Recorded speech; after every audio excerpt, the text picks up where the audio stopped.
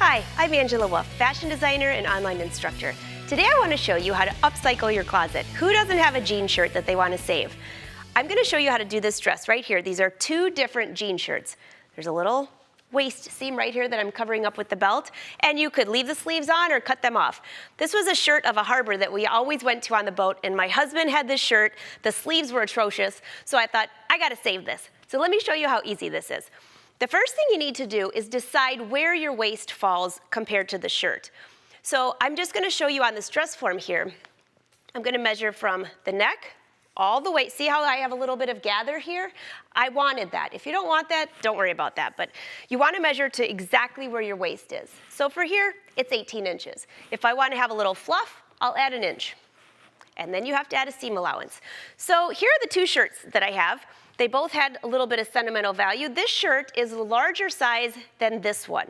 So I think I'll use this for the skirt. So you have to picture one of the shirts is going to be the top, and one of the shirts is going to be your waist. And the one thing you need to check, back over to this lady, you have to make sure that the bottom is wide enough that you can walk.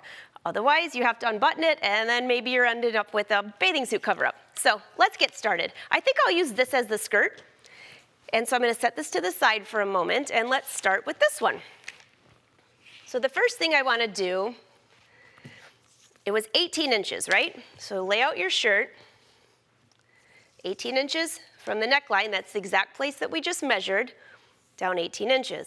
Now, I think I would like a little bit of fluff, and so if I add an inch, that takes me right to the button. But now we need to add a seam allowance. So you have to be a little bit flexible so you can decide where you want this to go. You do not want to sew right where there's a button.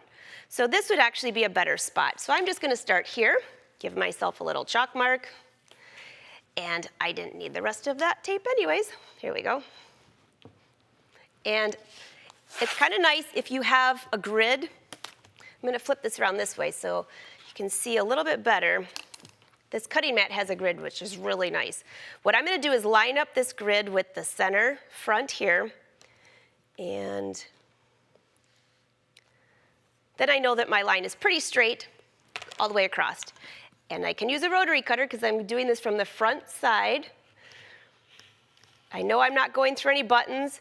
One thing to be careful of is a lot of times they'll put extra buttons underneath here, see, like that. So double check that you're not cutting across that. That would not be very good for your rotary blade. All right, our first part is finished. So you can imagine that this is the top of your dress. All right, we have that part finished. That was easy. And then here is the bottom. This is going to be our skirt. This is a little bit trickier. Again, we have to be careful of the buttons.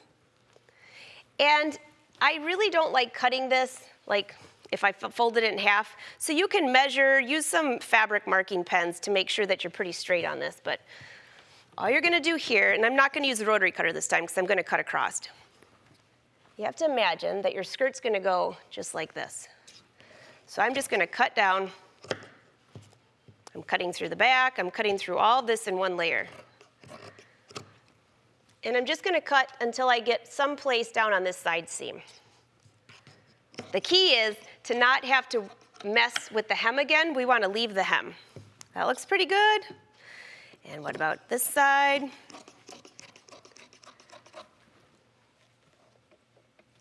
Now, if I was at home taking a little more time, I might measure this a little more specifically. But you can see the image here. This could be a great bottom skirt. I'll play with this a little bit. The one thing here is we need to make sure that we have enough room to go across both of these.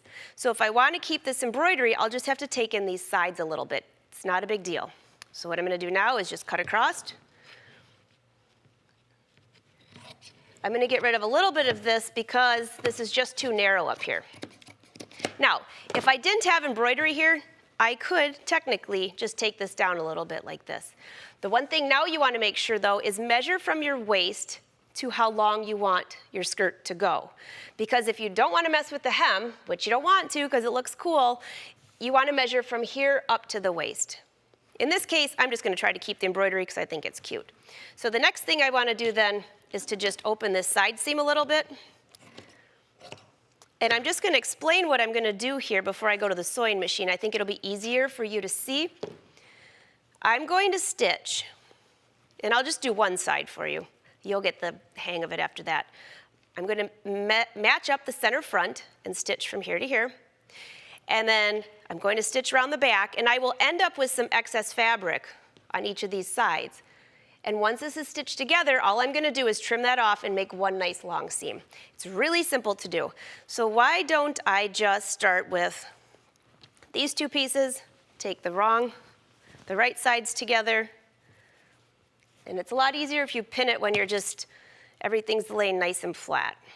And again, you're going to put a belt over this probably, so if you can't get this to match up perfectly, don't worry. Just do your best. If your denim's really thick, you might want to take a hammer. You've seen me do that with jeans before. Just go to the garage floor and give that a little hammering, and that will smush down that fabric. All right, and I'm just going to pin the back here. Again, right sides together. Let me flip that around for you. Now here on the back, this is the other thing. Just center your pieces. So you can see that the top is a little bit bigger than the other. Just give that a few pins. And again, I'm just going to do one side for you, but you'll get the hang of it. All right, let's go to the sewing machine.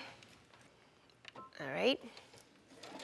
Do a little back stitch to make sure that stays secure. And I'm just using 5/8 inch seam allowance. You could use 1/2 inch, whatever is the best for you. It really doesn't matter. On the dress that I did back there, I wanted that little puckering, so when I was all finished, I actually added a little piece of elastic to this area. So that's just a tip for you. And I'll make sure I put that on the website for you if you'd like to see how that works. All right, that's the back. And let's see, now you can see why I pin this while I'm standing up, because everything gets twisted around.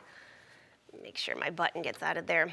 Again, when you're stitching, double check that you're not stitching over any of these buttons, because you will break a needle so fast and it will scare the living daylights out of you. All right, back stitch here.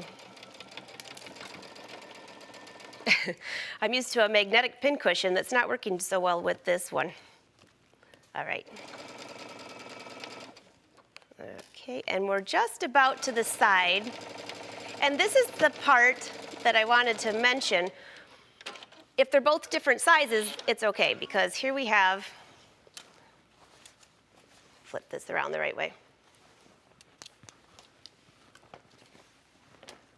So there's my front and there's my back. And all I'm going to do here is flip this around so you can see my skirt. That's why I actually chose two different colors for you. It's a little bit easier to see. And I would press my seam allowance. If you have a serger, run that through the serger to finish that edge. If you don't, you can use bias tape or something like that. So I'm just going to lay this flat. Put one more pin in for stability. And I'm just going to stitch this, and then you'll see where I actually would go cut then.